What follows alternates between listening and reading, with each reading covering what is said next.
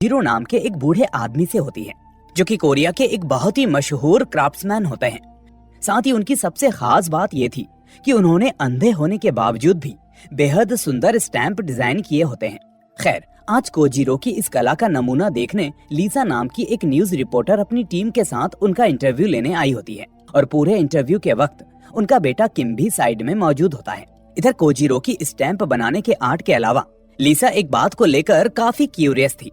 असल में वो जानना चाहती थी कि कोजीरो ने अंधे होते हुए भी अपने बेटे किम का ख्याल कैसे रखा, क्योंकि जब किम उम्र में काफी छोटा था तभी उसकी मदर घर छोड़कर भाग गई थी और इस तरह से बचपन से ही कोजीरो किम को अकेले ही पालते आ रहे थे। लेकिन कोजीरो इस सिंपल से सवाल का जवाब देना जरूरी नहीं समझते और अपनी घड़ी में खुद से अलार्म बजाकर इंटरव्यू के बीच में ही उठकर ब्रेक में बाहर चले जाते हैं। इसके बाद लीसा किम से बात करने लगती है तो किम लीसा को बताता है कि मेरे फादर ने आज तक मुझसे मेरी मदर के बारे में कोई भी जिक्र नहीं किया, मगर मैं जानना चाहता हूँ कि वो एक बड़ी दयालु औरत रही होंगी, क्योंकि उन्होंने मेरे फादर के अंधे होते हुए भी उन्हें सपोर्ट किया था। अब इतने में कोजीरो उस कमरे में वापस आ जाते हैं और लीसा दोबारा से उनका इंटरव्यू लेना कंटिन्यू करती है।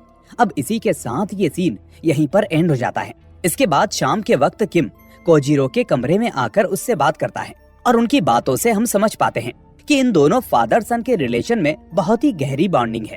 तभी किम को अचानक से एक कॉल आता है जो कि पुलिस स्टेशन से था।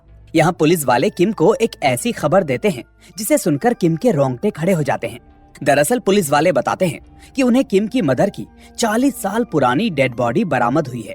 ये सुनकर अब किम फौरन पुलिस स्टेशन के मॉर्चरी रूम में पहुंचता है तो यहाँ वो देखता है कि उसकी मॉम की लाश 40 साल तक सड़ने के कारण कंकाल में तब्दील हो चुकी थी। अब पुलिस ऑफिसर्स उसे बताते हैं कि उन्हें ये लाश एक अपार्टमेंट के पास वाले जंगल से मिली है। वो कहते हैं कि किसी किलर ने 40 साल पहले तुम्हारी मॉम को मारकर उनकी लाश को जमीन में दफना दिया था। इस पर किम पूछता है, लेकिन इतने पुराने कंकाल से आप लोगों को कैसे पता चला कि ये कंकाल एग्जैक्टली मेरी मॉम का है? तो ऑफिसर बताता है क्योंकि कंकाल के कपड़ों के अंदर कई सालों पुरानी एक आईडी थी। हालांकि उस आईडी में चेहरा तो मिट चुका था, लेकिन नाम साफ साफ दिखाई दे रहा था, इसीलिए इसी से हमें पता चला कि ये तुम्हारी मॉम की लाश है। अब ऐसा कहकर पुलिस ऑफिसर आगे कहता है कि वो इस केस की तहकीकात नहीं कर सकते, क्योंकि केस 40 साल पुराना होने के कारण इस केस की स्टैच्यू ऑफ लिमिटेशन कब की खत्म हो चुकी है। यानी अगर ऐसे में किलर इनके सामने आकर खुद को रिवील भी कर दे तो भी कोरियन लॉ के मुताबिक ये लोग किलर को अरेस्ट नहीं कर सकते, इसलिए इस केस को ओपन कराने का अब कोई फायदा नहीं रहा। अब ये सुनकर हम देखते हैं कि किम बेहद दुखी होता है। फिर कुछ दिनों के बाद ही किम और कोजीरो मिलकर युनसुक यानी अपनी मदर का फ्यूनरल रखते हैं। इस फ्यूनरल के वक्त किम अपने फादर से सवाल करता है कि क्या बचपन में उसके फादर ने जो कहानी सुनाई थी वो झूठ थी। दरअसल कोजीरो ने किम को बताया था कि उसकी मॉम उन दोनों को छोड़कर अपने किसी आशिक के साथ हमेशा के लिए भाग गई है। अब कोजीरो कहता है कि मैं तुम्हारी मॉम से सिर्फ काम करके घर लौटने के बाद ही मिलता था, लेकिन एक दिन जब मैं घर लौटा तो वो वहाँ नहीं थी और इसीलिए मैंने अंदाजा लगाया कि वो अपने किसी सीक्रेट लवर के साथ भाग गई होगी। इसलिए इसके बाद से मैंने उन्हें ढूंढने की कोशिश नहीं की, क्योंकि उस वक्त मेरे लिए उसे ढूंढने से ज्यादा तुम्हें संभालना और तुम्हारी परवरिश करना जरूरी था। ये सुनकर किम कहता है कि वो सब तो ठीक है, लेकिन आखिर आपने मॉम के किसी रिलेटिव को भी इस बारे में इन्फॉर्म करना जरूरी क्यों नहीं समझा? तो इस पर कोजीरो कहता है कि अगर तुम्हारी मॉम के रिलेटिव को वाकई उसकी चिंता होती तो वो इस बारे में पता करने जरूर आते, लेकिन उन दिनों उनके पास कोई नहीं आया। तभी इस फ्यूनरल को अटेंड करने न्यूज रिपोर्टर लीसा अपने कैमरामैन के साथ आती है और फ्यूनरल के नॉर्मल रिचुअल्स परफॉर्म करने के बाद लीसा किम से अकेले में बात करती है। फिर लीसा किम को बताती है कि उसे उसकी मॉम के मरने का बेहद दुख है, लेकिन इसके लिए वो अपनी इंटरव्यू सीरीज रोक नहीं सकती और उसे उनके साथ इंटरव्यू को कंटिन्यू रखना पड़ेगा। अब इस बात को सुनकर किम थोड़ा दुखी होता है, क्योंकि फ्यूनरल के वक्त भी लीसा अपने मतलब के काम से आई थी, लेकिन अब लीसा उसे बताती है कि स्टैच्यू ऑफ लिमिटेशन के कारण पुलिस तुम्हारा केस इन्वेस्टिगेट नहीं कर सकती, लेकिन एक न्यूज रिपोर्टर होने की वजह से मैं इस केस की अपनी स्केल पर इन्वेस्टिगेशन कर सकती हूँ और तुम्हारे सामने तुम्हारी मॉम के किलर का सालों पुराना चेहरा पेश कर सकती हूँ। तो इस तरह से अब किम इस डील के बारे में सोचने लगता है, मगर उससे पहले उधर किम के परिवार के कुछ पुराने फैमिली मेंबर्स युनसुक का फ्यूनरल अटेंड करने पहुंचते हैं। दरअसल इन फैमिली मेंबर्स में 2 औरतें युनसुक की सगी बहनें थी और उनके साथ युनसुक का एक भतीजा भी था, जो रिश्ते में किम का कजिन लगता है। अब किम का कजिन किम को बताता है, तुम्हारी मॉम छोटी उम्र में ही घर से भाग गई थी और फिर दोबारा कभी लौट कर नहीं आई, मगर बात यह है कि हमारे ग्रैंडफादर ने उनके नाम पर भी कुछ जायदाद इनहेरेंट करवाई थी और हम वही जायदाद तुम्हें सौंपने आए हैं। अब जायदाद की बात सुनकर कोजीरो थोड़ा एक्साइटेड हो जाता है, लेकिन किम थोड़ा समय मांगता है क्योंकि ये पल किम के लिए बेहद सेंटिमेंटल था। उसके पास फ्यूनरल पर लगाने के लिए अपनी मॉम की एक तस्वीर तक नहीं थी, इसलिए किम इन लोगों से मदद के नाम पर सिर्फ अपनी मॉम की एक तस्वीर मांगता है। लेकिन किम की आंटी बताती हैं कि उनके पास अपनी बहन युनसुक की एक भी तस्वीर नहीं है, इनफैक्ट बचपन की भी कोई तस्वीर नहीं है। इसे सुनकर किम हैरान हो जाता है और उसे समझ में नहीं आता कि उनके रिश्तेदारों में सिर्फ उसकी मॉम की तस्वीर उनके पास क्यों नहीं थी। इस पर युनसुक की बहन बताती है कि युनसुक बचपन से ही काफी बदसूरत दिखती थी, उसे खुद से नफरत थी और इसीलिए उसने अपनी जिंदगी में कभी अपनी फोटोज नहीं खिंचाई। इधर दूर से इनकी ये सारी बातें रिपोर्टर लिसा भी सुन रही होती है और उसे इनकी इन बातों पर इंटरेस्ट आने लगता है। अब किम अपने उन रिलेटिव से अपनी मॉम के घर से भागने का कारण पूछता है तो रिलेटिव बताती हैं कि युनसुक ने एक बार उसके फादर को किसी पराई औरत के साथ फिजिकल होते हुए देख लिया था। फिर बाद में यही बात पूरे गांव में फैल गई। इसके बाद जब हमारी मॉम को इस बारे में पता चला तो उन्होंने युनसुक को बहुत ही बुरी तरह से मारा, इतना ज्यादा मारा कि वो कई हफ्तों तक बेड में बीमार पड़ी रही और जब वो ठीक हुई तब वो हमेशा के लिए घर छोड़कर भाग गई। वहीं हम में से किसी ने भी उसे ढूंढने की कोशिश नहीं की क्योंकि उसके कारण हमारे पूरे खानदान का नाम बदनाम हो चुका था। किम इस हादसे पर अपनी नाराजगी जताता है कि इस पूरे सिनेरियो में साफ साफ गलती उसके ग्रैंडफादर की थी। असली गुनहगार उसके ग्रैंडफादर थे, लेकिन सजा उसकी मदर को मिली।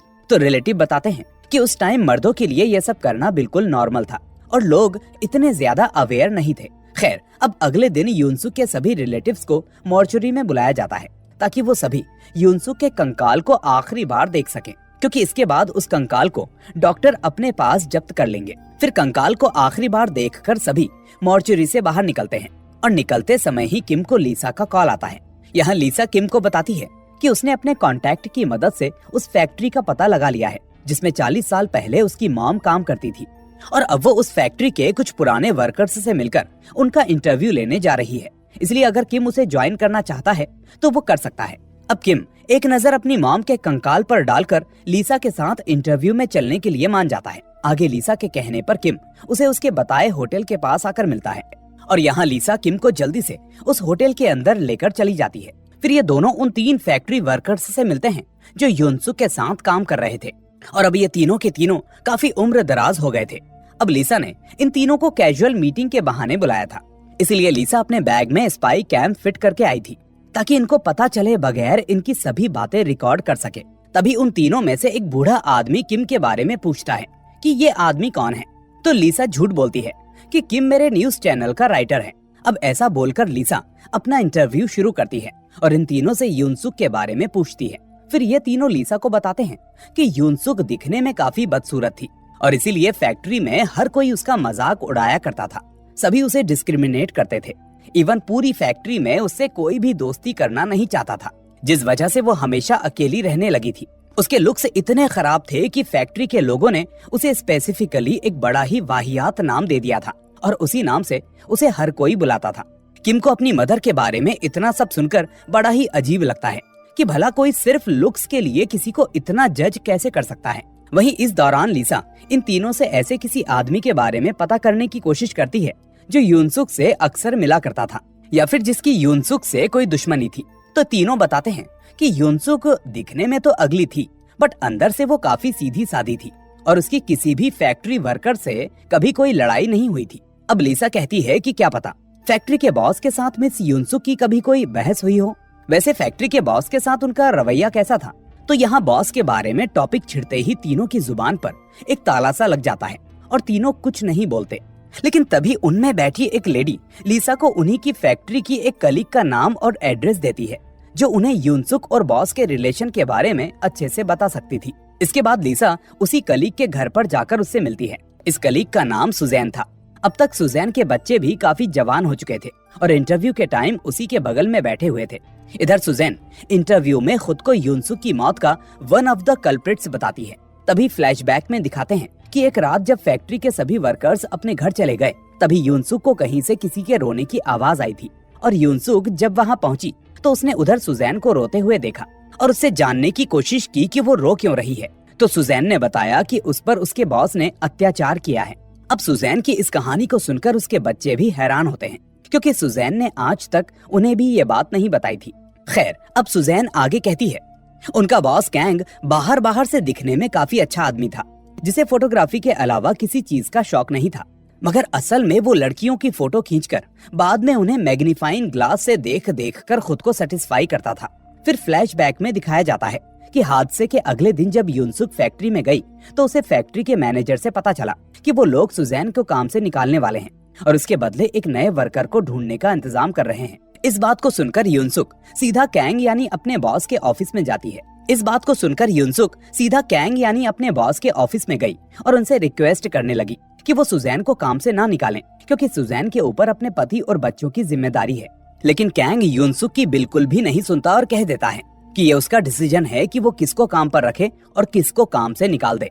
अब आगे युनसुक बोलती है कि उसे पता है कि उसका बॉस किस वजह से सुजैन को काम से निकाल रहा है और अगर उसके बॉस ने ऐसा किया तो ये उसके लिए ठीक नहीं रहेगा। इसे सुनकर कैंग गुस्सा हो जाता है और युनसुक पर चिल्लाकर उसे कमरे से बाहर भेज देता है। असल में ये कहानी उस वक्त की थी जब युनसुक का बेटा पैदा हो चुका था और युनसुक अपने अंधे हस्बैंड कोजिरो के साथ एक छोटे से कमरे में रहती थी। खैर, अब कोजिरो रात के वक्त युनसुक को कुछ लिखते हुए महसूस करता है और वो उसे जानने की कोशिश करता है कि वो क्या लिख रही है, लेकिन युनसुक उन्हें इस बारे में कुछ नहीं बताती। फिर अगली सुबह जब कैंग अपनी फैक्ट्री के करीब आ रहा होता है तो वो देखता है कि आज कॉलोनी में कोई भी उससे बात नहीं कर रहा। इनफैक्ट छोटी बच्चियां तो उससे फोटो खिंचवाने की जगह डरकर वहां से दूर भाग रही हैं। अब ये देखकर कैंग को कुछ समझ में नहीं आता। इसके बाद कैंग जब नीचे देखता है तो उसे वहां कई सारे नोट्स पड़े हुए दिखते हैं। फिर कैंग उनमें से एक नोट उठाकर देखता है तो उसे लिखा हुआ दिखता है कि कैंग एक अत्याचारी है और लड़कियों को सेक्सुअली असॉल्ट करता है। अब इस चीज को पढ़ते ही कैंग समझ जाता है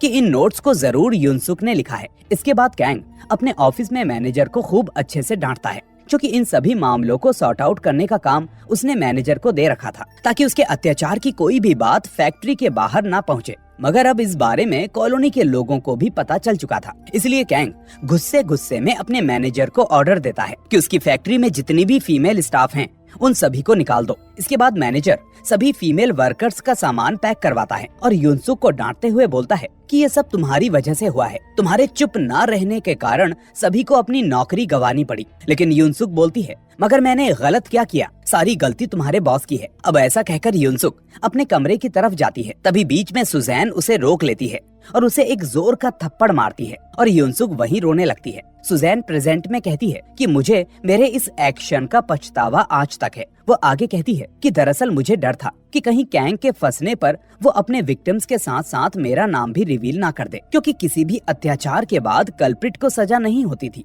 लेकिन उस विक्टिम का नाम हमेशा के लिए बदनाम हो जाता था। लेकिन आज भी जब मैं उस केस को देखती हूँ तो मुझे अपनी बुज़दिली पर रोना आता है। अब ऐसा कहकर सुजैन रोने लगती है और इधर एक पल के लिए सभी की आंखें नम पड़ जाती हैं। इसके बाद लिसा और किम दोनों लिसा की गाड़ी में होते हैं, जहां किम का मन भारी भारी सा होता है। तभी लिसा किम से कहती है, मुझे फैक्ट्री के मालिक का करंट एड्रेस मिल गया है, हमें उनसे इन्वेस्टिगेट करने जाना होगा। लेकिन किम उस आदमी के पास जाने से मना कर देता है, पर लिसा उसे समझाती है कि अगर उसे अपनी मॉम को जस्टिस दिलवाना है तो थोड़ा सा पेन तो उठाना होगा। तो इस तरह से लिसा की बात से कन्विंस होकर किम लिसा के साथ कैंग के अभी वाले घर पर जाता है। यहाँ हम देखते हैं कि कैंग एक छोटे से घर में रहता था।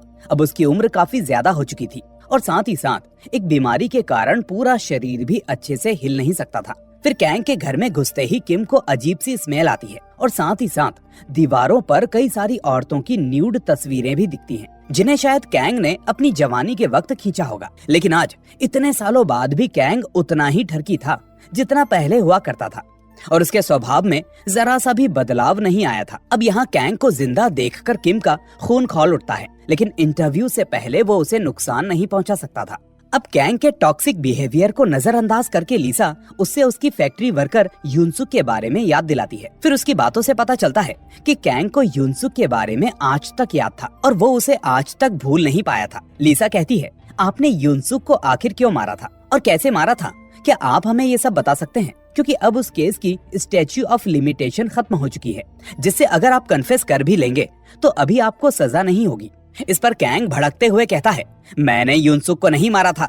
युनसुक का असल खूनी मैं नहीं बल्कि वो अंधा आदमी है जो उसका पति हुआ करता था। इसे सुनकर लिसा और किम के चेहरे हैरानगी से लटक जाते हैं आगे कैंग कहता है कि पुलिस कितनी बड़ी बेवकूफ है जो आज तक उस अंधे आदमी को पकड़ नहीं पाई। अब कैंग के ऐसा बोलते ही कहानी उस दिन वाले फ्लैशबैक में जाती है जिस दिन युनसुक कैंग को उसके ऑफिस में आकर धमकी देकर गई थी। दरअसल उसी रात कैंग ने युनसुक के हस्बैंड कुजीरो को ड्रिंक करने के लिए बुलाया था। असल में कैंग का कुजीरो पर बहुत सारा कर्जा और एहसान था, इसलिए कैंग ने कुजीरो को धमकाया कि अगर तुम वाकई मेरे एहसानमंद हो तो अपनी वाइफ को रोको और उससे कहो कि मेरे काम में टांग अड़ाने की कोशिश ना करे। तो कुजीरो ने उससे भीख मांगी कि वो ऐसा ही करेगा जैसा कैंग उसे बोल रहा है। इसके बाद कुजीरो अपने घर गया, लेकिन कुजीरो ने अपनी वाइफ को इस बारे में कुछ नहीं बताया, बल्कि उसी वक्त कुजीरो की वाइफ वो नोट्स लिख रही थी जो कैंग को अगले दिन अपनी फैक्ट्री के बाहर मिले थे।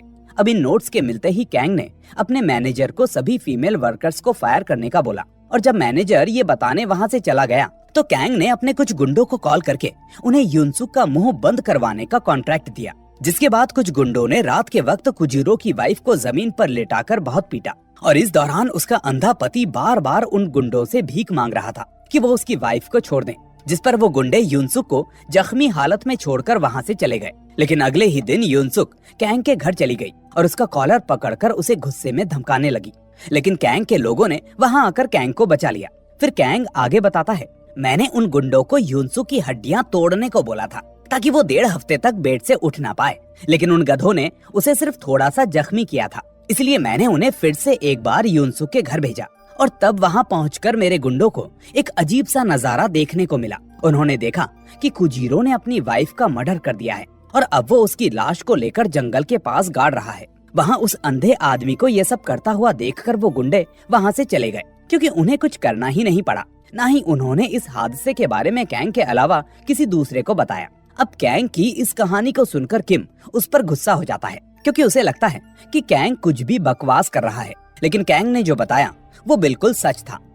अब किम कैंग को मारना चाहता था, लेकिन यूनिवर्स कैंग को पहले से ही उसके कर्मों की सजा दे चुकी थी, और ऐसे में कैंग को मारकर किम खुद उस पर एहसान करता। इसलिए किम ने गुस्से पर काबू रखकर कैंग को उसकी हालत में छोड़ दिया। लेकिन किम का मन अभी तक इस बात को मान नहीं पा रहा था कि उसके डैड उसकी मॉम के किलर थे। इसलिए किम घर लौटते ही सबसे पहले अपने फादर से इस बारे में कन्फ्रंट करता है। अब उसके फादर उसे अपनी बैक स्टोरी सुनाते हैं, जिसके साथ सीन फ्लैशबैक में चला जाता है। यहाँ हमें फ्लैशबैक में दिखाया जाता है कि कोजीरो बहुत गरीब थे और उन्होंने अपनी स्टैंप डिजाइनिंग का कारोबार एक छोटे से स्टॉल से शुरू किया था, मगर उनके स्टॉल में कोई भी ग्राहक नहीं आता था। वो दिन के 10-10 घंटे सिर्फ इंतजार करते हुए काटते थे और पूरे मार्केट में सिर्फ उन्हीं का स्टॉल खाली रहता था। लेकिन फिर एक दिन उनके स्टॉल में युनसुक आई, पर कोजीरो अंधे होने के कारण युनसुक का चेहरा देख नहीं सकते थे, इसलिए उन्होंने युनसुक को एक नॉर्मल इंसान की तरह ट्रीट किया और उसके लिए फ्री में एक स्टैंप भी बनाया, क्योंकि वो उनकी पहली ग्राहक थी। अब इस चीज से युनसुक बेहद इम्प्रेस हुई, क्योंकि ये पहली बार था जब किसी ने उसे इतने अच्छे से ट्रीट किया हो। इसके बाद जब भी युनसुक उदास हो जाती थी तो वो कुजीरो से बात करने चली आती थी और कई बार उसके लिए खाना भी लेकर आती थी, जिससे दोनों के बीच में अच्छी दोस्ती होने लगी। अब ये सब देखकर उसी मार्केट के बाकी शॉपकीपर्स कुजीरो का मजाक उड़ाने के लिए उसे बताने लगे कि जो औरत तुमसे मिलने रोज रोज आती है वो बेहद खूबसूरत है, बिल्कुल कोई हीरोइन की तरह। ये बात ये लोग मजाक में बोल रहे थे, लेकिन बेचारा कुजीरो कुछ देख नहीं सकता था, इसलिए उसे लगा कि युनसुक वाकई में बहुत ही खूबसूरत होगी। इसी वजह से थोड़े वक्त बाद ही कुजीरो ने युनसुक से भरे बाजार में शादी कर ली। वहीं बाजार के शॉपकीपर्स और रेजिडेंट्स के लोग इस अनोखी शादी के आई विटनेस बने। इनमें से किसी ने भी कुजीरो को सच्चाई नहीं बताई और सामने से इस तरह से बातें कर रहे थे जैसे उसने दुनिया की सबसे सुंदर औरत से शादी की है। मगर सच ये था कि ये लोग एक बदसूरत औरत की शादी एक अंधे आदमी से करवा रहे थे और इस चीज का एक दूसरे के साथ मिलकर मजाक उड़ा रहे थे। लेकिन फिर शादी के कुछ सालों के बाद कुजीरो के घर उसका एक फ्रेंड आया। वहाँ कुजीरो ने फ्रेंड से हंसते हुए कहा, तुम सोच रहे हो कि मुझ जैसे अंधे आदमी ने इतनी सुंदर औरत को अपने प्यार में कैसे फंसा लिया है ना? तो कुजीरो का फ्रेंड थोड़ा कंफ्यूज हो गया। उसने कहा, हाँ, तुम्हारी वाइफ दिल से बहुत ही सुंदर है। जिस पर कुजीरो बोलता है, सिर्फ दिल से नहीं, वो वैसे भी बहुत सुंदर है और मुझे पता है कि तुम भी उसे मन ही मन चाहने लगे हो। उसके फ्रेंड को एहसास हुआ कि कुजीरो को अपनी वाइफ के सुंदर होने का डिल्यूजन है, इसलिए उसने कुजीरो को रियलिटी चेक दिया और बताया कि तुम्हारी वाइफ असल में बेहद अगली दिखती है और उसका चेहरा किसी मॉन्स्टर जैसा दिखता है।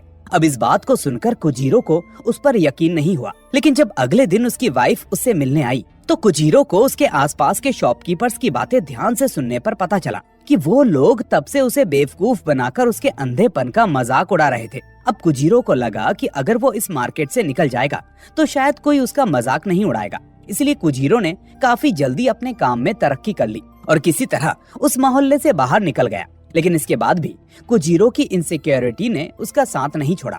कोजीरो अपनी वाइफ को साथ में लेकर कहीं भी जाता तो लोग उसके अंधेपन के साथ साथ उसकी वाइफ की बदसूरती का भी मजाक उड़ाते। फिर ये बात धीरे धीरे कोजीरो के लिए बर्दाश्त से बाहर होती जा रही थी, इसलिए वो खुद अपनी वाइफ से अलग होना चाहता था। अब इसी बीच एक रात जब कैंग के भेजे हुए गुंडे आकर युनसुक को मारने लगे तो कोजीरो ने जानबूझकर युनसुक की कोई मदद नहीं की, बल्कि वो मन ही मन ये चाह रहा था कि ये गुंडे उसकी वाइफ को जान से मार डालें ताकि उसे उसकी बदसूरत वाइफ से छुटकारा मिल जाए। लेकिन उन गुंडों ने वैसा नहीं किया और इसी बात से गुस्से में आकर कोजीरो ने अगली रात अपने ही हाथों से अपनी वाइफ का गला दबा दिया। यहाँ कोजीरो अपना सारा फ्रस्ट्रेशन अपनी वाइफ पर निकालना चाहता था, लेकिन ऐसा करते वक्त उसने उसे मार डाला। कोजीरो खुद से अपनी वाइफ को मारना नहीं चाहता था, लेकिन जोश जोश में उससे ऐसा हो गया। इसके बाद कोजीरो अपनी वाइफ की लाश को ढोकर जंगल में ले गया और उसे दफना दिया, जबकि उस दौरान कैंग के भेजे हुए गुंडे कोजीरो को चुपचाप देख रहे थे। अब प्रेजेंट में कोजीरो की इस कहानी को सुनकर उसके बेटे किम को बहुत ही गुस्सा आता है। हालांकि कोजीरो उसे समझाता है कि वो बचपन से ही अपने अंधेपन के कारण बहुत बुली हुआ था और उसे बहुत लोग ताने मारते थे, इसलिए वो इन सब चीजों से निकलना चाहता था और इसी वजह से उसने अनजाने में उसकी मॉम को मार डाला। लेकिन किम समझ जाता है कि उसका फादर उसके साथ विक्टिम कार्ड खेल रहा है, इसलिए किम बगैर कोजीरो की कोई बात सुने उन्हें धक्का देकर वहाँ से चला जाता है। फिर आगे किम लीसा से मिलता है, जहाँ लीसा किम से कहती है, क्या तुम वाकई पूरे इंटरव्यू को सभी के लिए पब्लिक करना चाहते हो? क्योंकि अगर ऐसा हुआ तो तुम्हारे फादर डिफेम होंगे और उनका बनाया हुआ सारा नाम और रुतबा स्पॉइल हो जाएगा। तो ये सुनकर किम कहता है कि इसके लिए मैं तैयार हूँ, क्योंकि मैं दुनिया को दिखाना चाहता हूँ कि बदसूरत इंसान को लोग किस नजर से देखते हैं। शायद लोगों की इससे आंखें खुल जाएं। इतने में लीसा कहती है कि वैसे मुझे तुम्हें कुछ बताना है। दरअसल कल रात जब तुम कैंग के घर से गुस्से में चले गए थे तो कैंग ने मुझे बताया था कि उसके पास तुम्हारी मॉम की एक साफ तस्वीर है। असल में जब सभी वर्कर्स को पहली बार काम करने के लिए लाया गया था तो खुद कैंग ने उन सभी वर्कर्स की तस्वीर खींची थी और तुम्हारी मॉम की तस्वीर उसके पास आज तक मौजूद थी। ऐसा बोलकर लीसा उसे एक एनवेलप में उसकी मॉम की तस्वीर देकर वहाँ से चली जाती है। फिर जब किम उस तस्वीर को खोलकर देखता है तो उसकी आंखों में आंसू आ जाते हैं और वो फूट फूट कर रोने लगता है।